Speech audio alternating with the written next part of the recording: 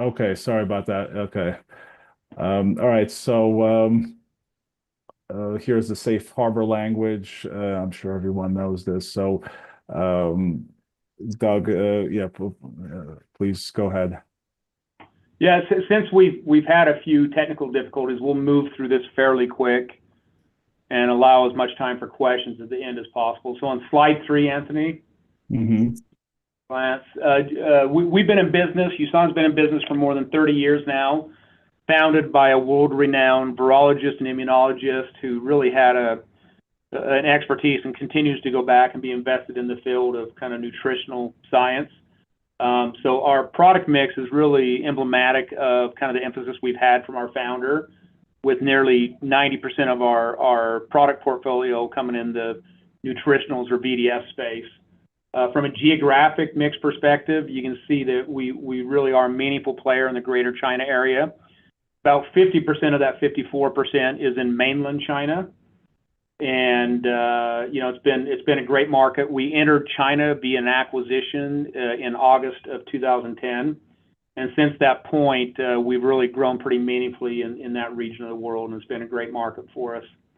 Go ahead, next slide, Anthony. As far as the investments, we're a high quality, high potency, good choice of raws as far as absorbability and efficacy. Really differentiated approach from how we develop our products and how we put it out there. I'm very confident in the efficacy of our products. Our business model is very low capital intensity. Even though we manufacture 69% of what we sell, we're spending about 1 to 1.5% on capex on an annual basis. We have a very strong balance sheet at year end. We had about 182 million in cash and 23 million in debt, and that's after having a pretty meaningful acquisition at the end of the year and on December 23rd of roughly 205 million in a kind of majority stake in a children's health and wellness company called Haya, which we'll talk about in a little bit. We have presence in attractive markets really around the world. We're in 25 markets around the world and positioned to grow quite a bit from kind of the awareness of the consumer regarding the health and wellness and kind of their stake in their own personal health. Next slide, Anthony. So what we've done is we've broken the slide deck, which is a bit of a change for us following the acquisition, in two buckets, so it's more easily understood. One would be direct sales, which has been our legacy business and where we've always kind of performed our business. And then we'll touch a little bit more on the Haya acquisition and what we think that means to us going forward. Slide 6, Anthony. Within the direct selling business, we think we're positioned and kind of optimally located to be able to go back and be primed for long-term and profitable growth. Really, the key to our growth is the number of consumers that are actively buying our products on a regular basis. We use the direct selling model, which is kind of a person-to-person introduction to the company, and we compensate independent sales reps for helping to go back and connect that and make the introduction. It really is a pay-for-performance business, which helps us go back and create a profitable model. I mentioned the in-house manufacturing, near 70% of what we sell. Product innovation and quality has always been kind of at the forefront of what we do. We take a great deal of pride in that. And, we continue to go back and build out kind of new markets. Most recently, India, we opened up at the tail end of 2023, and we indicated that's going to be a longer-term play, and we're still very optimistic for that market. Lots of penetration in the Asia-Pacific market, as well as Americas and Europe. So next slide, Anthony. As we've talked about kind of the customers that are actively buying from the company on a regular basis, we have two primary customer categories. We have associates or distributors, and these are individuals that have come into the business and indicated that they have some indication that they want to do this as a business opportunity. We also have preferred customers, and those are customers who say, hey, we love your product. We're not interested in marketing or selling anything. We just want to consume the product. Those two combined represent what we call an active customer, any customer, a unique customer who has purchased in the most recent 3-month period. Next slide, please. As we've talked about and alluded to a little bit, is is pretty low cost of acquiring new customers, and is primarily built into the operating model with our pay of associate incentives or commissions.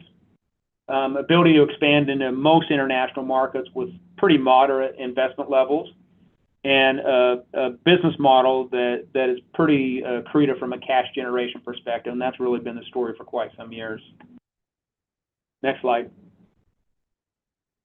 As we've mentioned already, that we manufacture a meaningful portion of what we sell, but a lot of this and a lot of the design of this and the company's preference to manufacture as much of its own products as possible is really the strong quality cycle and the ability to go back and respond to a changing environment. We saw this and we perceive this to be very beneficial during the COVID lockdowns and stuff, where we were able to go back and obviously prioritize our products and execute what we could to get those products out the door in a timely manner.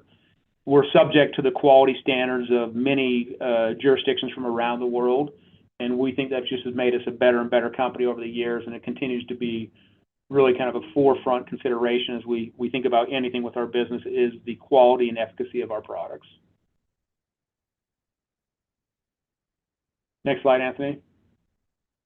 So we have a robust R&D staff and a robust facility on staff, and to be able to go back and kind of navigate both the development, the ongoing testing, and kind of just blue sky and a bunch of investigations to see what we think there's some opportunity for to improve the health and wellness of individuals around the world. We're very cognizant not only of the composition of our product, but also the raw materials that we use, and looking for things that we think provide the biggest health benefit and has the most bioavailability from a sourcing standpoint. Next slide. In our channel, in the direct selling channel, the bulk of our dollars for sales and marketing are directed towards commissions or incentives to the sales force. And so we have to be somewhat creative with how we try to broaden out the funnel to attract new customers and to build belief in the differentiation of the company. One of the things that we've done is we've broadened out, and we've had more than 5,000 professional Olympic level athletes that we sponsor on a regular basis, primarily through product sponsorships. And this has been a really creative way to go back and get the name out there. Athletes want to have products they can trust and understand they're safe to take the products, and so we take a great deal of pride in that relationship and how we foster that and build that over time. And a lot of this is localized at the local market level, so it allows us to really appeal to the local market as well. Next slide, please. As we've talked about expanding our international presence, I think the intent of this presentation on this slide is to really go back and show kind of the geographic mix that we've had in our products over a period of time. And so what you can see is kind of that greater China region, which is the bottom of that stacked bar chart, has grown from something that was 29% the year that we did the acquisition of Baby Care, our China operating unit, to around 54% in the most recently completed 2024 fiscal year. It's been a great market for us, and we see ethnic Chinese being really strong and industrious and really passionate believers of the products, not only in China, but we see the ethnic Chinese population base in many of the other markets where we do business. So it's really been a great thing for us, and grateful to have that relationship. You can see how the other regions have done well, but really the story over the last decade or so has really been kind of the performance of mainland China. As we move on to the next slide, really kind of the key aspects of growth. When we've grown historically, the growth has really been manifested relative to the number of customers we have buying our products on a regular basis. So that growth in active customers, the engagement of those customers, the longevity of those customers is a meaningful focus point. The building out of our international footprint, both from building up existing markets on a global basis, but also exploring new markets, is a key part of our growth strategy going forward. And we continue to go back and evaluate and look at many strategic collaborations. And as I mentioned earlier, that we just got a pretty meaningful acquisition done for where USANA is at. So we think we can go back and pursue this growth strategy and see growth in sales and profitability along the way. So next slide, Anthony. As we've kind of got over the last year and a half or so, we've had a planned succession strategy We've brought on a new CEO in Jim Brown, and Jim had kind of changed the mix up a little bit. And so we've had a couple reorganizations of some key teams within the company. One is on the science and product side and how we approach that. And we've gone from more functional lines to these agile teams that are really able to go back and focus in a great deal of detail and be pretty agile as far as being flexible to go back and pivot. We see each of those for our nutritionals, our foods team, and our skin and personal care teams. And then we've also reorganized the commercial team where Brent Neidig had formerly been our head of our China operation. He now oversees global sales and marketing under the tagline of our Chief Commercial Officer, and he's doing a great job. So as we look at the active customers here and we talk about how do we broaden out, how do we really focus on that, how do we serve these customers, it is really through the types of products that we provide. And we really, with these agile teams, we want to increase the cadence of innovation and rolling out these new products and continue our high standard and what we expect from ourselves and what we want to deliver to our incredible associates and our consumers. There's also an opportunity story here is how do we pivot, how do we adjust to go back and meet the needs of a changing demographic and support our existing sales force at the same time. And so that's an active consideration. And then because we have so much faith and confidence in how we're deal with some of the stuff as an organization, we're in the process of finding ways to tell a more compelling and more differentiated story. All the components are there, all the pieces are there. We're just trying to go back and use different tools and enable our associate leaders to really convey that story to new customers and new associates as they interact with them in their day-to-day lives.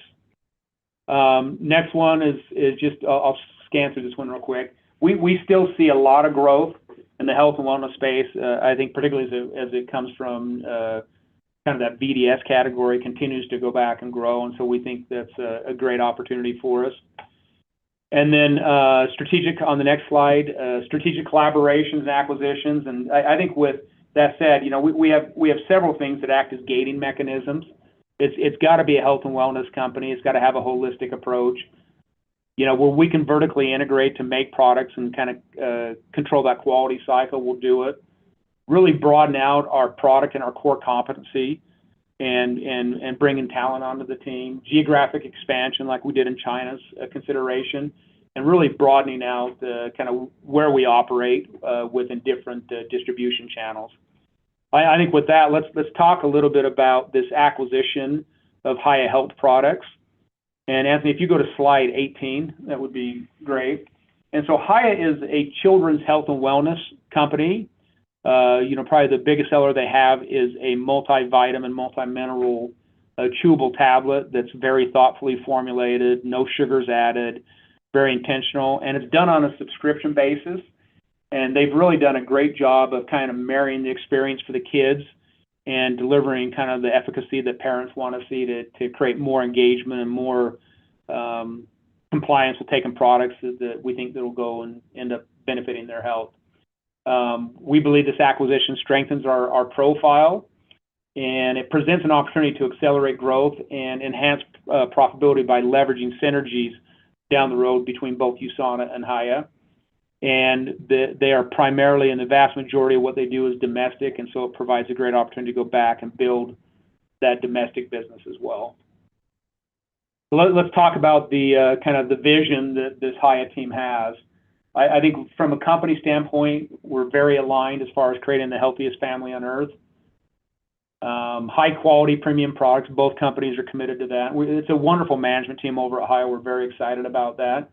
Very health-focused customer base, and it allows us to go back and broaden out the number of customers we're touching and kind of leave that resonance on the consumer's mind, be willing to share who we are as a company.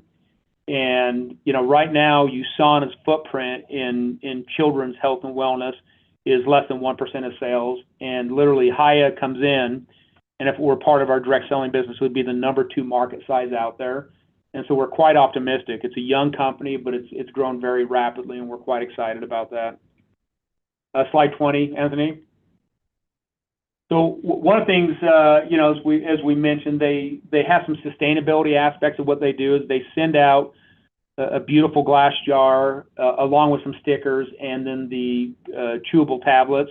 And they send sticker sets out for these kids to go back and have this experience with the product. And they've coined this their kid experience, and allows them to decorate the bottles, be engaged in the process. And then the refills are done by just sending the chewable tablets in a convenient gusset or sachet pouch for them to go back and just refill their jar. And on their subscription refills, they get sent games and activities they can go back and do to continue to build that engagement as it goes along. So there's been very good demand. Hyatt came out with a new product in August, I think August of 24, which is a greens drink for kids that's fortified with a lot of different greens. And when you mix it with milk or soy or some type of almond milk or something, it tastes like chocolate milk, and it creates a great experience for the kids and a much easier job for the parent to have their kids help consume that. Next slide, please. One of the wonderful things that Hyatt brings to the table is a very, very different approach to how they market and sell and engage the consumers relative to what we do as a business. And we think there's a lot of crossover benefit here.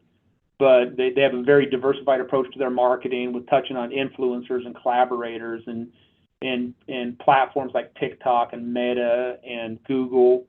And so they really take a different approach, and they've done a great job about getting the message out there and engaging the consumers.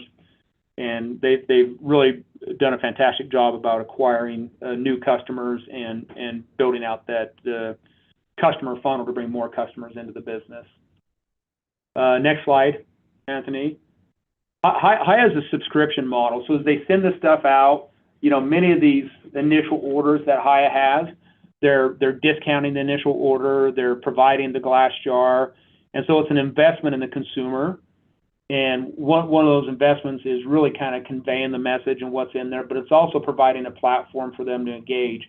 What they've seen in the past is predictable revenue, a pretty robust customer lifetime value, strong relationships with their customers through these different advertising channels and how they reach out to their consumers.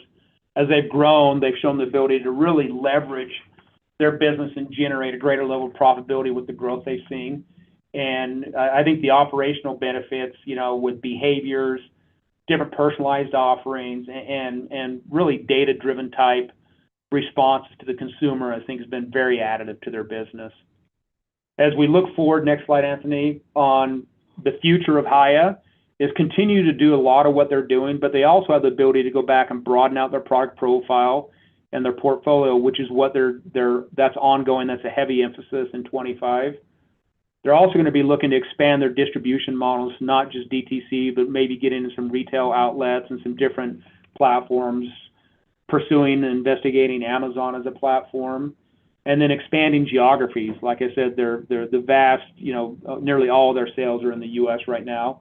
And so expanding geographies where we think USANA can play an additive role to supporting Hyatt, there's some great opportunity there as well. Let's look at a few financial highlights. Slide 25, Anthony. Cash at the end of the year was $182 million, and this is after the acquisition. So we financed the acquisition, essentially with cash and a little bit of debt, roughly $23 million in debt. And so we're well positioned and have been very mindful with the capital structure of the company. As we move to the next slide, you see, even though we've seen a little bit of drop in our free cash flow, it continues to be very strong and robust as far as what we're generating on an annual basis. We see some real opportunities there on how we integrate with Hyatt and some of the opportunities to go back and broaden that out further. Next slide, Anthony. As we look at our capital allocation priorities, it's been fairly consistent. This hasn't changed. We're always going to go back and look to invest organically into our business. We think we can get the greatest returns there. We think we can support our consumer base in a very meaningful way. When we see opportunities similar to what we did with Hyatt, we'd like to go back and look at opportunities to diversify, build out core competencies, and create some opportunity for an environment where we can build some synergies. We've also repurchased shares on a pretty regular basis, and so those are in order of priority, those are our capital allocations. And so I think with that, Anthony, I know we've been on a little bit compressed time frame because we're a little bit behind because of the technical difficulties. Let's turn it over for Q&A. Well, thank you very much, Doug, certainly, and thank you also everyone for listening in as well. I know we already have a few questions here in the queue, so I'll get to as many as I can here. So I guess first, obviously over the years you guys have done very well growing in China, although lately there's lots of geopolitical issues there. How do you guys think about the your China market as far as the opportunities and challenges and going forward here? Yeah, I think China is still an incredible opportunity. Over the years, I think what we've learned is you have a very entrepreneurial mindset. You have a demographic that really believes in supplementation. And I think the China economy has been a little bit rough lately, and we've seemed to weather the storm. We got a great management team over there.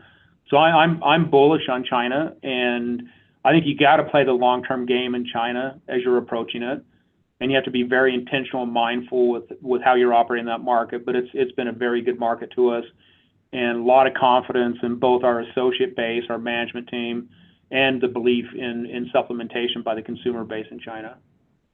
Gotcha. Okay. And then, one of your growth initiatives has been to have more new product launches and improvements to existing products. Can you talk about how this strategy is different now versus what you had been doing previously?